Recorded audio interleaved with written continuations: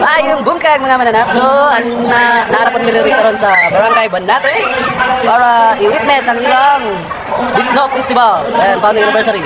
So, uban ako ang akong co-workers, Barangay Secretary, those who ang pakipalo po ng page.